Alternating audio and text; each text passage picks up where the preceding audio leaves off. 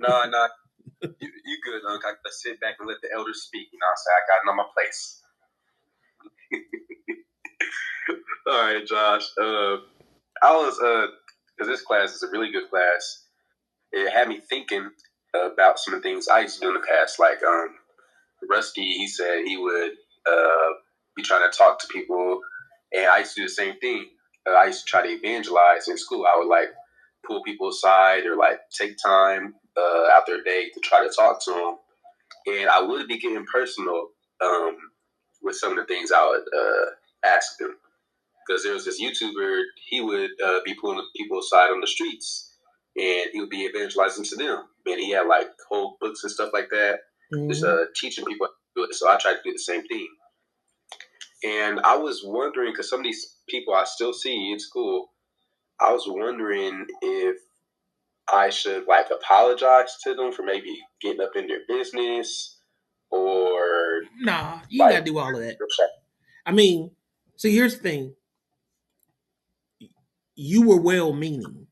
If you remember today in the class, the people I was saying that need to mind their own business, they weren't in people's business necessarily to try to help them. They were just being nosy. You follow what I'm saying? That's the whole point about it. That's the problem that Paul had. Paul said these people don't work and they're busybodies. He didn't say they were busybodies and trying to get people to learn the gospel or anything like that. They just were idle. You know what I'm saying? Not really talking about anything.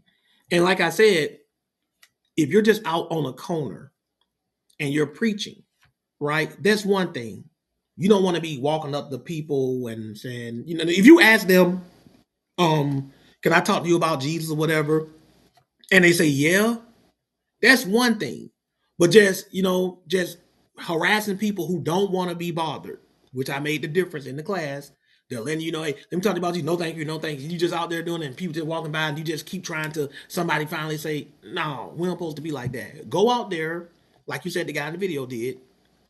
Set up shop and just do what you do. And if anybody's interested, they'll come to you. That's what Jesus did. Jesus would just go to a public spot, set up shop with his disciples, and start teaching, and a crowd would gather and they would listen, right? But you can't read anywhere where people just out there evangelizing. They would just, hey, come here for a minute. Let me talk to you about Jesus. The only exception, like I gave in the class, where you can kind of intrude if you see somebody just sitting there like reading the Bible, like they sitting on the corner, they just reading the Bible wide open, and you strike up a conversation like that. That's still not you getting their business. That's just you just striking up a conversation and see where it goes. But you got a lot of people, they'll see random people and they'll start asking them questions about their personal lives and all of that. We don't supposed to be doing that. You feel me? You see the difference? No, that's kind of what I was doing. Well, then I don't see what the problem was. Like there wasn't a problem with me asking them a question about their personal lives. Obviously, Well, what were you asking them about? Did they give you permission to talk to them? yeah, they did. And when I say personal life, what do you think I mean when I say personal life? What do you think I mean when I say that? What would you consider a personal question to somebody? What would you consider a personal question? Like outside of pertaining to the word of God, what would you consider a personal question? Because anything you ask about somebody who you don't know, that's their personal business. If you want to just look at it like that. But what do you think I mean when I say like a personal question? Maybe like a sexuality question or That would be one. financial. That would be another one, right? See, or asking somebody, when was the last time you did this, or when was the last time you did that, like sexual or something like that, right? My whole point is, if you're out there and you got shop set up, which means everybody can see what you out there for. If you ask somebody, hey, can I ask you some questions? You got a whole booth, right? Set up behind you talking about God. Like your setup, how was it set up? Like, was it obviously like a Christian setup that was designed, like people could tell what you out there for? No, I wouldn't. I didn't have a setup. I just went up to people and I would like ask them if I could spread the word to them, or I would talk to them like in class. And would they give you the consent? Yes. So once they gave you the consent, that's why I said if they give you the consent, that's different. But I'm talking about, remember I said earlier, The Christians I saw who would be out there doing that, people would be like, no, leave me alone. And they'll still be trying to like, hey, come here, come here, come here. That's what I was talking about. The people you were doing it to, they gave you consent. Now let me ask you this question. Did anybody ever tell you no? Not that I remember. If they had, what would you have done? I probably would have like tried to get like a couple words and then left them alone. I mean, but would you would have just when you say a couple of words, it's kind of like, Joel just want to give you something to think about and then leave. I had these little gospel tracks. I probably would have handed them one of those or see if they would take it. Right. See, that's called like being intrusive and stuff like that. You don't want to be out here bothering people and hassling people who are not sinning. I'm just talking about, remember, y'all got to remember the difference. Somebody out there sinning like publicly right in front of everybody, you go up and you say something, you rebuke them. That's not you getting in their business as far as how the Bible defines it. I'm talking about somebody just walking by. They're not sinning or anything, and then you want to talk to them and they're not interested, and you still trying to like push the issue. That's you overstepping your bounds. You're not minding your business. And then you start asking them all kinds of personal, sensitive questions, like I see some people do. You follow what I'm saying? That's you getting up in their business. I don't see people do that online. Y'all don't see, you seen videos, haven't you, Isaiah? Yeah, the guy I watched you do stuff like that. Right. The apostles did not operate like that. They go to a city, they go to a public spot, they set up shop, they teach. Whoever wanted to hear it, go. Back in the times of Jesus, they had the synagogues. That was considered public domain. On the Sabbath, they would go up in there. The ruler of that synagogue, he would teach first. When he's done, he would sit down and he would ask, do anybody else got anything they want to share? That was public domain. That way you can spread the gospel. That's how Paul eventually started doing with his companions, right? But you don't read anywhere where the apostles were just pulling random passerbyers to the side and just start grilling them and asking them personal questions, right? The only thing close to that was with Philip the eunuch, the Ethiopian, and he was sitting there reading an open Bible or open scroll. And that's why I said, if you see somebody just sitting there like reading the Bible or something, then you could approach them and just start striking up a conversation with that. But somebody just walking up and down the street, hey, come here, hey, come here. No, just set up shop and start teaching. That's what the apostles did. That's what Jesus did, right? Okay. Just set up shop and just do that. You're going to gather a crowd, bro, big or small. If you're making like a presence, you're going to gather a crowd. They're going to stop there and they're going to stand there and they're going to listen. Some people might even heckle you. Some people might ask you questions, but you're going to get a crowd. That's what we're supposed to do. We go out there if you decide to do it, because you don't have to even do that. But if you're going to do it, that's the way you do it. You go out there, you set up shop, and you teach.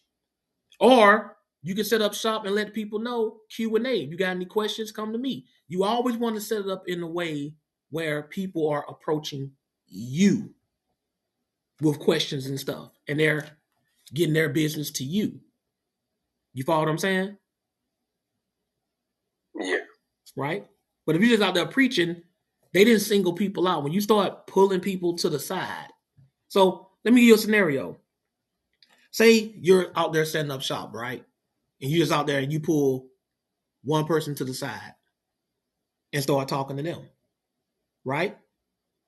Whatever you're talking to them about, you're not talking, it's not a generalized conversation. It's a one-on-one with them, even though it's in public, right? How you gonna talk to everybody at once if you're just preoccupied with this personal back and forth with that person? Okay. You see what I'm saying? Now you're locked down. People might start gathering around and start listening, but who's really getting edified? You follow what I'm saying? Them. Just that one person versus you just on the corner and you just start teaching and everybody gather around and it's a generalized stage. It's a generalized sermon. And then people in the audience, when they got questions, they can just ask you just like that, right? You ain't harassing anybody. You ain't getting in anybody's business. And anything that comes up that's personal, they bringing it up. You follow what I'm saying? Like I said, when they bring it to you, you're not being nosy if they bring it to you. If I start talking about all my personal stuff, Isaiah, that's not you getting in my business. Let me put my business out there. And you got people who will put their business out there, and then when you speak on it, why are you getting up in my business? I'm not getting up in your business. Your business is getting up in me. You feel me? There's a difference. You know? Pause. Oh, hold up. Wait. It's not pause. Unless the business is a dude. You assume the business was a dude. I couldn't stop myself. You assume the business was a dude. See, you assume the business was a dude. Even still, if it's a girl, even though still if that's a girl, that's still weird, getting up in you as a man. But that's another conversation. That's still weird. It ain't gay, but it's That's weird. a whole nother It ain't gay, but it's weird. Definitely weird. But you understand, Isaiah AC? Yeah, I do. Right. Have you ever done that before, Isaiah? Just went out and just started just preaching? No, not like open air preaching. No. You should try that if that's what you want to do. Just set up shop. Let it be, I see people on social media doing that all the time. They don't do the, hey, let me ask you a question, one-on-one stuff. They just go out there, set up somewhere where it's legal, and they just start preaching. Why not do that? And people stop and they stand there and they start listening. Why not do that? It's more effective. You're not getting in nobody's personal business. You're not harassing anybody. Why not just do that? I might need some more courage to get to that point to do something like that. I would think it would take more courage to pull people to the side who I don't know individually and ask them questions, but hey, to each his own. You follow what I'm saying? It take a lot of courage to do the stuff Gideon used to do. You know how crazy you would have to be pissing people off with pranks who you don't even know and don't tell them what people will do. Yeah, he used to be a tweaker. Yeah, I mean, he was bold. That took some boldness, right? He could be bold for the devil. Now he being bold for the Lord. You follow what I'm saying? See, that's the thing about it. We don't supposed to lose that boldness that we had when we were serving the devil. Then we start serving the Lord. We want to get all timid. You feel me? No, keep that same boldness, right? So that's a gift right there. Let me tell you something, man. A lot of stuff we do is a gift. We're just abusing the gift. That's all that is, man. We're just abusing the gift. I think God gave all of us gifts. Some people got multiple gifts. Some people got only one good thing they're good at, but it's still a gift. Your job is to find out what that gift is and see how you can use it to serve the Lord. That's your job. God gave me some kind of gift, some kind of talent. How can I use it to serve, glorify, and praise the Lord? I got the gift of gab, right? I got a good memory. I retain stuff. How can I use that to serve the Lord? What gift you think you got, Isaiah? What do you think you're good at? And not just Isaiah, anybody in the chat, just post what you think you're good at. You think hard enough, you'll be able to use to glorify the Lord. I like writing down information. Like I like taking notes. And recently I've been working on like an encyclopedia for APT, trying to get things organized and make like a place you can go to find like all the classes and things like that. So you can be a chronicler. That would it sound like you can be. You chronologize stuff. That's a gift for the word. You can use it for that. Somebody in the chat said that, let's see. Let's see. Post your own. I wasn't paying attention. I was looking at this notification on my phone. Public speaking. That's what person said. You could use that to glorify the Lord. That's an easy one. Right? Post y'all talents again. Because I was looking at my phone. Tell us what about singing? Man, go on somewhere, man. That's like everybody knows singing is the easiest one. Public speaking and singing. You singing gospel. Come on, man. You all think of, that's an easy one. Ron say walking. Yeah, walking. Didn't Jesus do a lot of walking? Yeah, he did. Yeah, walk somewhere and preach that word to somebody. If you like walking, walk Hey, somebody that word. Hey, I'm not finna give Roar no credit for walking. I ain't giving him no credit for no walking. What if he walking away from foolishness? Do you get credit for that? Hey, don't help him out, Josh. I'm not cutting Roar no slack, man. You know He me. my grass. You know me. He said dishes. You can wash the collection plates.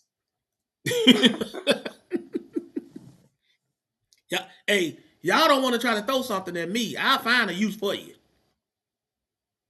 I'll find a use for you. Somebody said they talent is eating food. You cooking. You know what I'm saying? I'm gonna make you cook. That means you like to eat. Right? Just work backwards. You good. Right? But you understand that, Isaiah AC. Let me go on to Deuce. Deuce! Can I ask another question real quick? Oh, yeah, go ahead. Real quick. Air conditioner. Let me just kind of leeching off what I just said. Mm-hmm. When Christians wrong somebody, or when they do something that they know probably wasn't right to do to that person, even if the person doesn't express like that they are offended, or they don't ask for the Christian to apologize, would it be a sin for the Christian to not apologize to them? The way somebody responds to you wrongdoing them has no bearing on whether you should apologize or not. If I steal $50 from you and you don't miss it, does that mean I don't still owe you an apology and try to restore your $50? No. Same concept, right? Yeah. See? Just got to think about it. And if there would be a sin, didn't apologize. Repeat that, please. I said, to be clear, it would be a sin if you didn't apologize. If you wrong your brother in any way and you know it, you're supposed to apologize. If you don't, that would be a sin. Okay. Like if you're aware of it. Now, if you did something wrong to somebody and you're not aware of it, didn't know, then of course you didn't know. But if you know you did something wrong to somebody, even if they don't know it, you should still apologize to them. Okay. Because some like me personally, sometimes I find myself having to catch the way I talk to my auntie, because you know she has a real playful mood, but sometimes I don't be speaking to her like she's my elder, and I have to apologize for that. So, just in general, or just Bible conversation? No, like in general. Right. Yeah, you're right about that, man. You know, like we're supposed to respect our elders, right?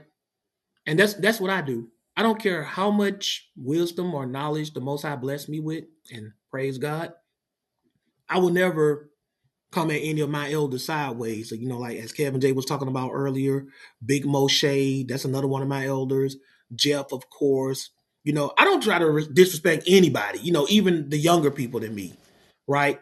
I just don't try to do that. If I ever offended anybody at ABT, it was definitely not on purpose. You know what I'm saying? Because I'm not perfect. I could say something and it can come off the wrong way, and they could feel the ways about that. And I would hope that they would tell me, but I would never. Kev of the Dusk, and he's real big on respect. Real big on it. Both ways. Elder, younger, you name it. If I was a disrespectful person, especially to him or his, he would have been gone a long time ago. He would have just been gone because he's real big on respect.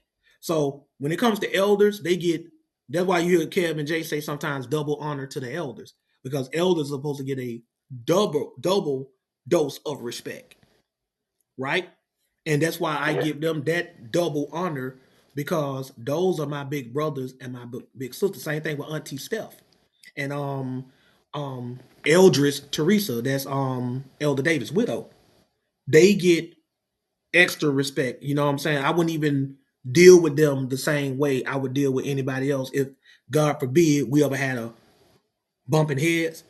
Even in the Bible tells you, you don't rebuke an elder, you entreat him as a father. You follow what I'm saying? You don't even come to them the same way you come to your peers. So it's the same thing with your aunt. you're supposed to entreat her like an elder, like you come to her like she's older than you because she is, and more like on a motherly tip, the way you would want to talk to your mother, or the way you're supposed to talk to your mother, right? That makes sense to you? Yeah, yeah, it does. You can disagree.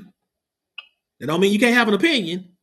It just means you don't deal with them. And we all know this when it comes to other stuff too. Kelba the Dust is not going to talk to Mr. Ison, his dad, the same way he talks to his son. There's rules to this. There's rankings and stuff to this. You follow what I'm saying? So that's how that goes. But you got the right idea, like you said. And if you ever felt like that you was out of pocket in any way, and you know you were, then there's nothing wrong with you pulling her to the side at some point and just saying, you know, Auntie, I just want to apologize, you know, because I don't supposed to be talking to you like that. At the end of the day, you still are my auntie. So, you know, I just want to let you know I'm sorry for that. There's nothing wrong with admitting fault. You follow what I'm saying? There's nothing wrong with that. Like, you know, just apologize, be done with it. I've done it. Like, I'm sorry. Right? We're not perfect, dude. We're human. We're allowed to make mistakes. Yeah, I think sometimes I let my pride get in the way or push it back when I should apologize. I let my pride push it back. Yep. Don't let pride prevent you from ever doing the right thing. It can delay it, but don't let it destroy it. You follow what I'm saying? I admit. Sure. Yeah. Right. And you got to give people time to calm down and stuff too. You know, I don't expect you to just be like, "Oh, I'm sorry," and you still upset. You know, give yourself time to chill, reflect, try to see it from their point of view. Empathy is a powerful thing. Empathy is when you put yourself in the other person's position. That's how I deal with people. I always say, how would I feel if that was done to me? Would I want that done to me?